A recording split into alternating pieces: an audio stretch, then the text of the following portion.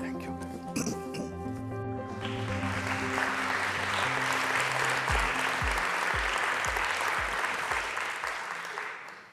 Dear Prime Minister of Iceland, Deputy Prime Minister of Luxembourg, my good friend, Minister of Health, Willem, colleagues and friends, Góðan daginn.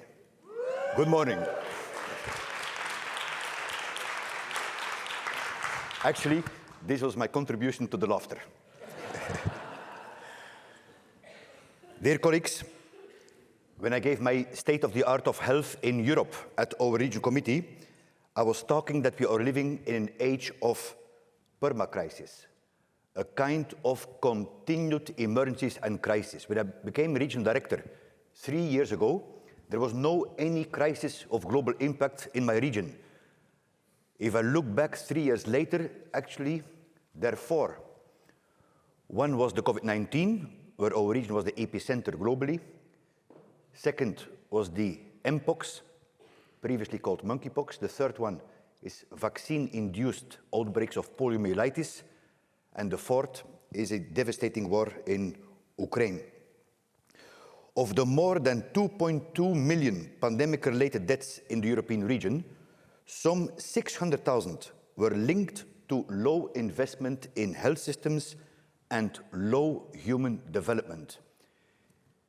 Many of the flaws we saw due to the pandemic actually were not new, but were exacerbated due to low investment. The cost of living crisis is likely to lead to 10 million more people in poverty and 4,500 more infant deaths in Central Europe and Eastern Europe. As the Prime Minister was mentioning, as we are at the halfway point between 2015 and 2030, we must really go a gear higher to get back on track in reaching the Sustainable Development Goals. And we must remember that when people prosper, then society and economies prosper. But that equation cannot be turned on its head. A prospering economy does not necessarily lead to the well-being and prosperity of all people. 25 countries around the world spend over 20% of their revenue on debt. When countries spend on debt, they are unable to spend as much as they should on people and health. Many large regional and global corporations have revenues similar to the GDP of many nations. Yet, tax evasion costs the European Union 46 billion euro a year. Our people are demanding better. 84% of Europeans believe that reducing inequities should be at the top of governments' agendas. 84%. And it makes a lot of sense to do so. For example, strengthening measures to bring about gender equality could lead to increases in GDP from 6 to almost 10% by 2050 for EU countries. I would like to commend you, Madam Prime Minister, for indeed Iceland topping the list of gender equal nations in the world according to the World Economic Forum. And I take the opportunity to congratulate you with an amazing presidency of the Council of Europe and the UN, where you are putting the gender equality and human rights at the top of the agenda. All of this is the backdrop for the United Nations Secretary General's call to action through our common agenda, which member states will delve into at the Summit for the Future next year. The Summit of the Future priorities will include, number 1, reforming the international financial architecture. As you say in Iceland, let's fix it. It's time. 2, going beyond GDP to measure and invest in resilient societies. Trust and cohesion, achievable for all. And I want to commend here the outstanding work done by the WHO Venice office under your leadership, Chris, on this well-being indices, dashboards and metrics. And number 3, viewing priorities through the lens of future generations, including by appointing future generations commissioners. We at WHO Europe are walking the talk. We had our first Youth for Health Forum a couple of months ago in Tirana, Albania, and we're going to launch it officially at our regional committee in October in Astana. In the WHO European region, we have been contributing to the wider UN vision in diverse ways. At the height of the pandemic, as some of you know, I asked Professor Mario Monti, previous Prime Minister of Italy and European Commissioner, to chair the Pan-European Commission on Health and Sustainable Development, bringing together leaders and experts from health, economy and business to draw lessons from the pandemic. The report has been presented to all our member states. It's a new strategy on health and sustainable development to get on track by 2030. I want to commend really Professor Mario Monti for outstanding work. I remember when I called him more than a year ago on a Sunday whether he would be willing to be president of the Commission. He was telling Dr. Kluge, I'm sure you dialed the wrong number because I have no clue about health. I say, Mr. President, that's exactly why I want you to chair our Commission. Because in WHO, we like to talk to the health people who usually tell, because they're polite, that we're doing a good job. But we fail to talk to the finance sector.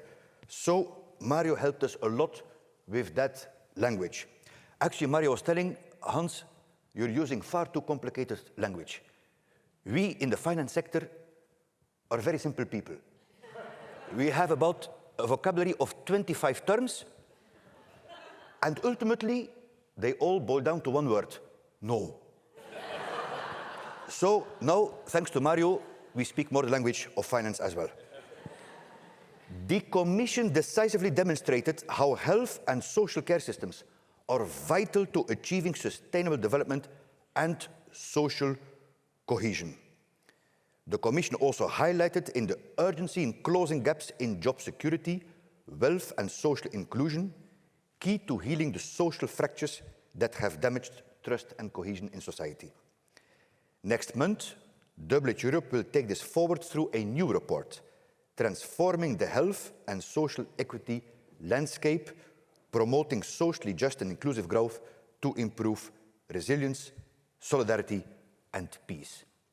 Peace is the medicine we need most nowadays. The Monti Commission reports clearly fit into WHO Europe's first ever high-level forum on health in the well-being economy early this year, launched in such an inspiring way by you, Prime Minister. We are very, very grateful that you came to the forum to Copenhagen, sharing Iceland's leadership in the approach that actually brought all of us, including myself, here today. And thank you to you, Deputy Prime Minister Leonard, for putting this high on the agenda of the recent meeting we had of small countries in the region and beyond. At that forum, over 2 days, over 200 participants, including ministers, experts, international organizations, discussed actions and solutions to shift investment, spending and resources into well-being economies with health at their core. And we're now working with all of you to take the forum's key action points forward. Let me mention 3. 1 is on economic development models which focus on people, not just profit. And last week, with Chris and her director, Dr. Natasha Azapar-de-Muscat, we convened for the first time the meeting with the central banks, treasury, and health sector to work on economically sustainable financial models that really promote health and well-being. Second key point of the forum was on evidence and modeling of which policies and investments deliver well-being and a healthy life for all. And the third, actually like the Cabinet Secretary mentioned, was concrete steps to deliver equitable well-being both from private and public assets. And health systems have a key role to play here. We need a private sector on board there, be it on equitable access to vaccines or affordable innovative cancer medicines, be it on digital health and artificial intelligence or climate change.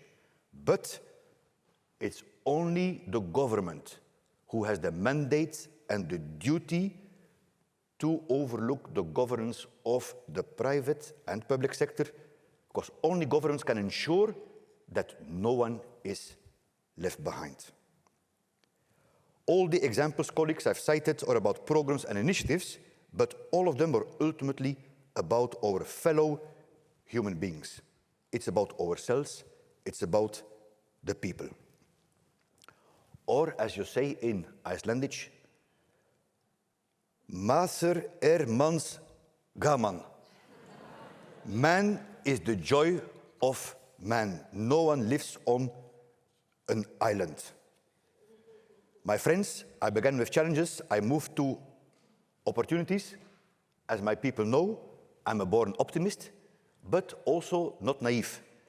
The path ahead is not going to be easy, to say the least.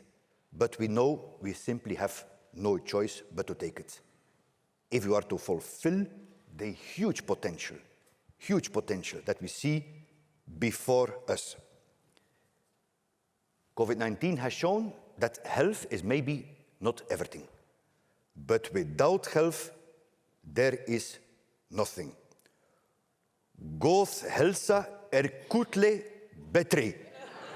Good health is better than gold. Thank you.